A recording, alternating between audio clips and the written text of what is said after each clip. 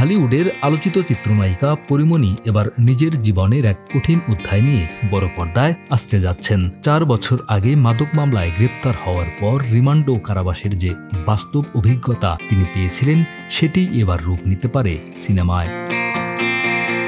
সম্প্রতি এক সাক্ষাৎকারে সেই সময়ের অভিজ্ঞতা নিয়ে খোলামেলা কথা বলেন এই অভিনেত্রী। রিমান্ড প্রসঙ্গে পরি বলেন, রিমান্ড একটা ফালতু জিনিস। সেখানে মানুষকে ভয় দেখানোর জন্য বড় বড় ছবি লাগানো থাকে, কিন্তু এগুলো দেখে কেউ ভয় পায় না।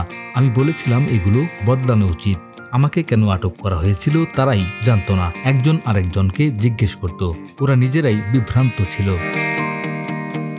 তিনি আরও বলেন, জেল থেকে মুক্তি পাওয়ার পরপরই আমি নিজের অভিজ্ঞতা নিয়ে একটি বই লিখেছি। সেই বই ভবিষ্যতে প্রকাশ করবে আমার সন্তান। চাইলে এটাকে সিনেমা বানাতেও পারি। জেলখানা নিয়ে আমি কোনোদিন কিছু বলিনি, বলতে চাইও না, কারণ সত্যিটা মানুষ জানলে আইনের ওপর শ্রদ্ধা হারাবে। তবে জেলখানার খাবার অনেক স্বাস্থ্যকর।